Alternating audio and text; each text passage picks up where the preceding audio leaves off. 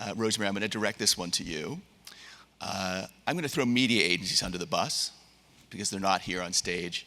But actually, I'm not going to throw media agencies. I asked you to hide that, Scott.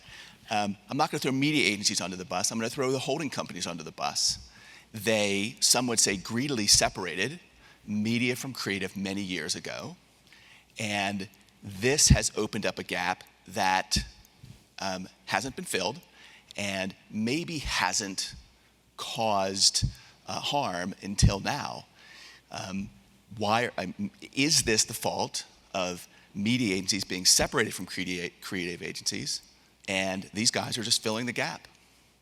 Yeah, I mean, personally speaking, the separation of media from the creative agencies, I think was, I guess it worked very well from a shareholder perspective, but from a business perspective and I think from our brand's perspective, from our client's perspective, I don't know that it was such a kind of a win.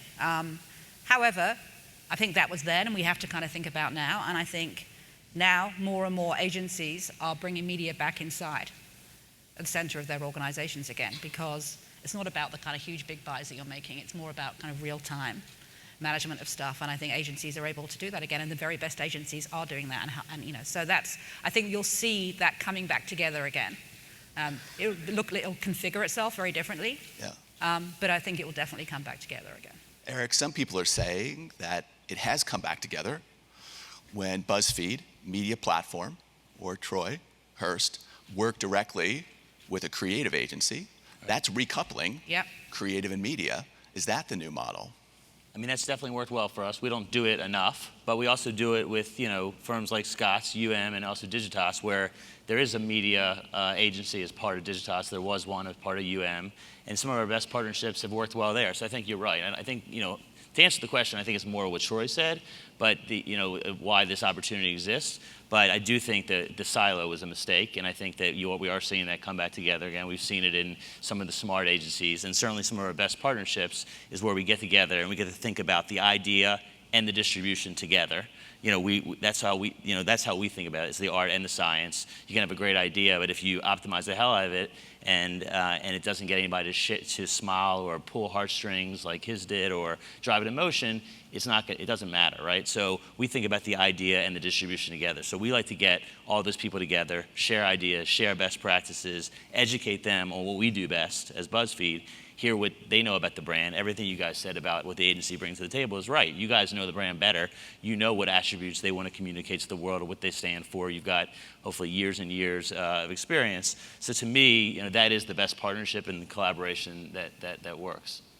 The next person that says collaboration gets thrown off the stage. Well, no, we're out of the first initials. Okay. But that was a very political response, Eric. Thanks. I thought it was a decent response. And so, BuzzFeed, the agency. So you showed a chart, you now have 4.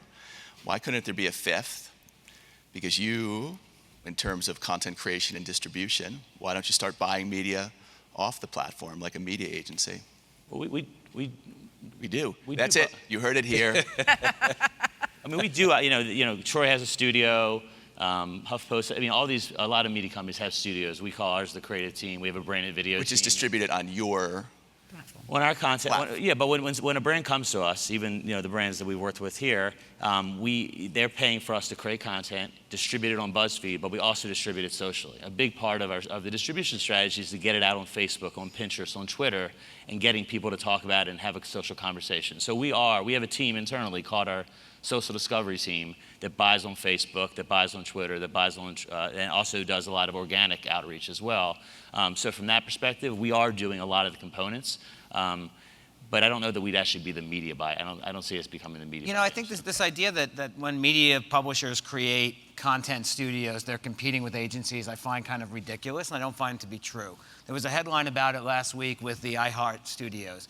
I can tell you that I've been talking to Bob Pittman and Gail Troberman and the iHeart people for 6 months about what it would take to build a brand studio and how they would work with agencies such as ours to create great things. So not to fall back on collaboration, I went very provocative with my viewpoint purposefully, but I only believe half of what I said, because most of the great work that I've done in content for brands could not have been done without the right publishing partners, and that's going to continue to be true.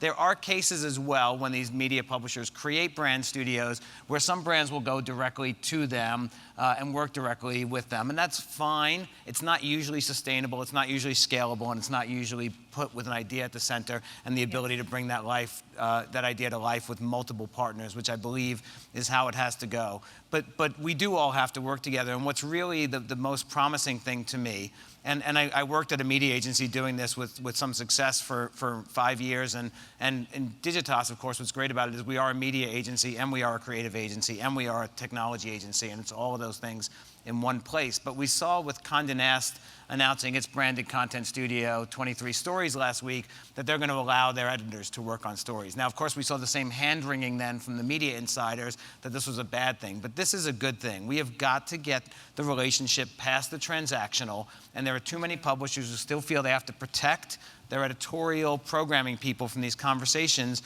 And the truth is, when you allow these people in the room and you don't say, we're trying to stick a product placement in, we actually want to talk to you about what are great stories you want to tell and how can this brand help you tell them? Or how can we help you understand the role that this brand plays in people's lives, and you can use your expertise as a storyteller to help us craft those stories. That's when we do the best work. So we've got to break down these artificial lines, but we do have to do it together. Can I just, I think the other thing that's really important is there's a whole breed of new creators that are, that we heard about yesterday from Maker. I mean, and that's just one of the many, many examples. A whole new breed of new creators out there who, by the way, are able to aggregate their own audiences, so they don't have to worry about whatever the kind of media platform is. And I think agencies are going to be working more and more with those people to help them build their clients' businesses and brands. I think that's a huge opportunity for agencies.